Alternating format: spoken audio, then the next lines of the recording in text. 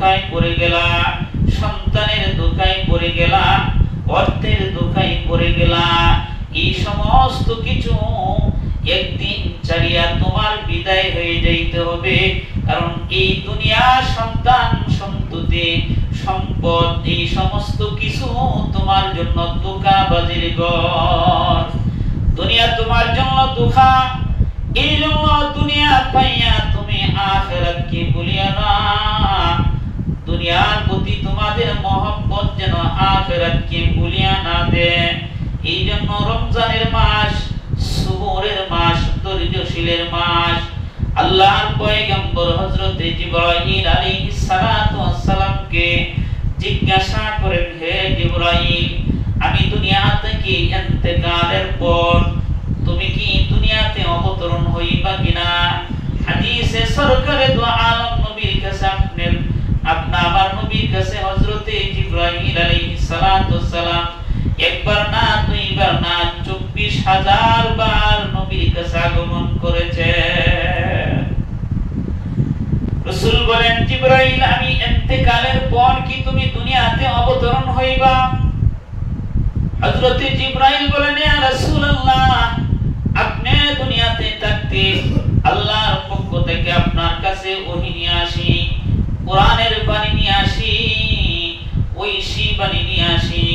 কিন্তু আপনি দুনিয়া থেকে বিদায় হওয়ার পর আমি জিবরাইল আল্লাহর আদেশে আবার 10 বার অবতরণ হব। আর আমি জমিনের মধ্যে অবতরণ হয়ে এখন আমি 10টা জিনিসকে নিয়ে যাইব। হযরত জিবরাইল বলেন, ইয়া রাসূলুল্লাহ, আপনি থাকতে ওহী নাযিল হইতো, কিন্তু আপনি যাওয়ার পর জমিন থেকে এক একটা জিনিস উঠায় নেওয়া হবে। জমিন থেকে এক একটা জিনিস উঠায় নেওয়া হবে।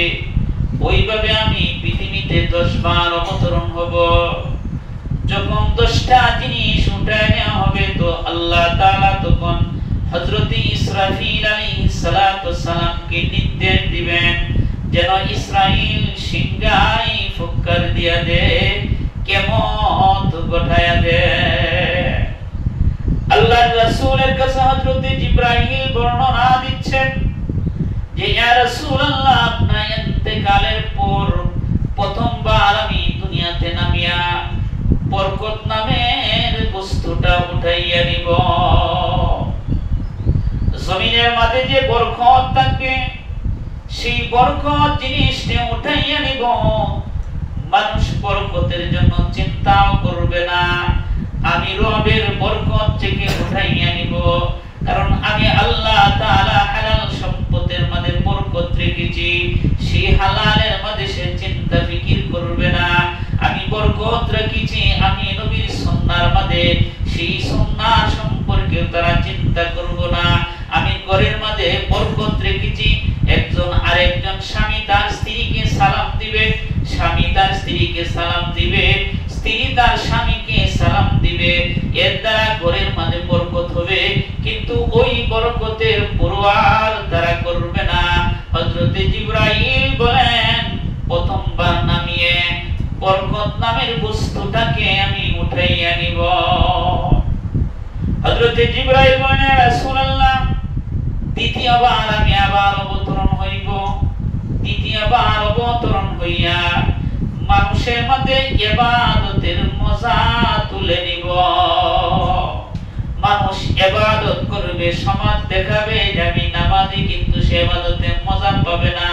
কারণ ইবাদতে মজা পাওয়ার জন্য আল্লাহ তাআলা বলেন, ইয়া আইয়ুহাল্লাযীনা আমানু কুলু মিন তাইয়্যিবা। আল্লাহ বলেন, হে ঈমানদাররা, তোমরা হালাল ভক্ষণ করো। যতক্ষণ পর্যন্ত হালাল ভক্ষণ না করে ইবাদত করবে তো সে ইবাদতে মজা পাবে না। আল্লাহর রাসূল হযরত জিবরাইল বলেন, ইয়া রাসূলুল্লাহ, মানুষের এই দুনিয়ার মধ্যে যত ইবাদত আছে সব ইবাদতের মজা উঠাইয়া নিব। কারণ সব জিনিসের মজা আছে। মজা যদি বুঝে, ফজিলত বুঝে, তো মজার কারণে আগ্রহ হয়। ইবাদতের মধ্যে মজা আছে, যে মজা একবারই পাইছে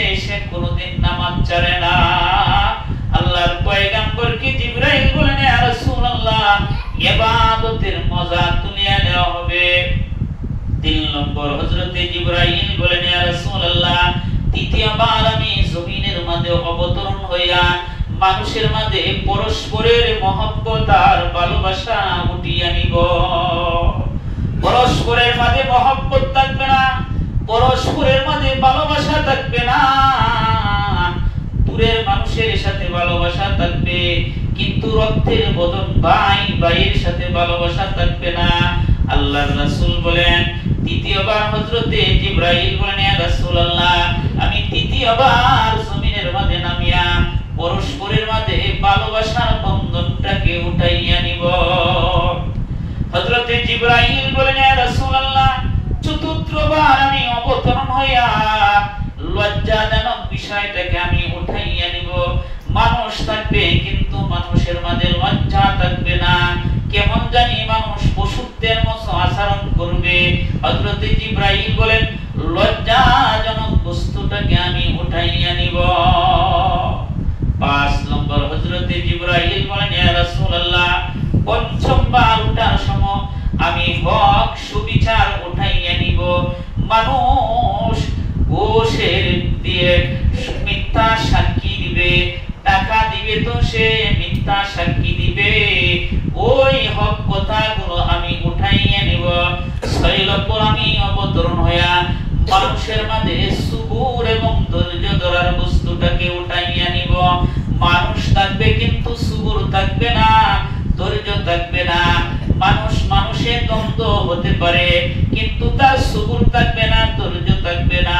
মুহূর্তের মাঝে সে এমন মাথা গরম করবে যে মাথা গরম করে 40 বছরের জীবনী জিন্দেগি যে স্বামী স্ত্রীর বন্ধন মহব্বত আর ভালোবাসা, মুহূর্তের মাঝে ঝগড়া লাগিয়া স্বামী তার স্ত্রীকে তালাক দিয়ে দিবে। সুবুর নামের বস্তুটাকে উঠাইয়া দেওয়া হবে। তো এমন পর্যায় হবে, পরবর্তী শেষে এই হারাম নিয়ে সে বক্ষণ বসবাস করবে। আল্লাহর রাসূলকে বলেন, ইয়া রাসূলুল্লাহ, 6 নম্বর সুবুর নামের বস্তুটাকে উঠাইয়া নেওয়া হবে। 7 নম্বর আলেম থেকে সত্য কথা বলা উঠিয়ে নেওয়া হবে। একদল আলেম থাকবে, সত্য কথার সত্ত্বেও সেই সত্য কথাগুলো সে বর্ণনা করবে না। 8 নম্বর ধনীদের মাঝে সৎ সাহস থাকবে না, ধনীরা ভীতু থাকবে। আল্লাহর রাসূল সাল্লাল্লাহু আলাইহি ওয়াসাল্লামকে হযরতে জিবরাইল বলেন, 9 নম্বর হচ্ছে মানুষ থাকবে, কিন্তু কোন মানুষের ঈমান থাকবে না, ঈমান থাকবে না। মানুষ থাকবে, কোন মানুষের ঈমান থাকবে না। 10 নম্বর হযরতে জিবরাইল বলেন, ইয়া রাসূলুল্লাহ, 10 নম্বর মানুষ যা মুমিন যা কোরআন তেলাওয়াত করবে, এই কোরআন গুলো আল্লাহ উঠাইয়া নিবে। কোরআনুল কারীম উঠাইয়া নিবে, পাতা থাকবে, কিন্তু তার হরফগুলো অক্ষরগুলো এই উঠাইয়া নেওয়া হবে। যখন আমি জিবরাইল 10 বার দুনিয়াতে অবতরণ হয়ে 10টা বিষয় আমি যখন উঠাইয়া নিব, তো আল্লাহ তাআলার পক্ষ থেকে নির্দেশ দিবেন হযরত ইসরাঈল আলাইহিস সালাতু সালামকে। আল্লাহ তাআলা বলবেন, হে ইসরাঈল, বাঁশি বাজায় দাও। ওরা মানুষ, কিন্তু একটা মানুষেরও ঈমান নাই। এই ঈমান না থাকার কারণে আমি আল্লাহ দুনিয়া রাখবো না। এইজন্য আল্লাহর রাসূল বলেন, যতক্ষণ পর্যন্ত দুনিয়ার মধ্যে একটা ঈমানদার থাকবে, খাঁটি মুমিন থাকবে, এই একটা খাঁটি মুমিনের খাতিরে আল্লাহ তাআলা দুনিয়া ধ্বংস করবে না। যখন কোন মানুষের ঈমান থাকবে না, তো আল্লাহ তাআলা ওই দুনিয়া রাখবে না, তো ওই দুনিয়া আল্লাহ তাআলা ধ্বংস করে দিবেন। এই জন্য আপনার আমার সামনে মাহে রমজান আসতেছে, সুবুরের সাথে যেন আমরা গুনাহ থেকে বিরত থাকতে পারি, রমজানের রোজা যেন আমরা সুবুরের সাথে রাখতে পারি। আল্লাহ তাআলা আমাদের সকলকে সামনে রোজা রাখার সকলকে আল্লাহ তাআলা তৌফিক দান করুক। যারা সুন্নাত করেন না, সুন্নাত করে নেন, নামাজের পরে সবাই থাকো, তো বন্ধ করে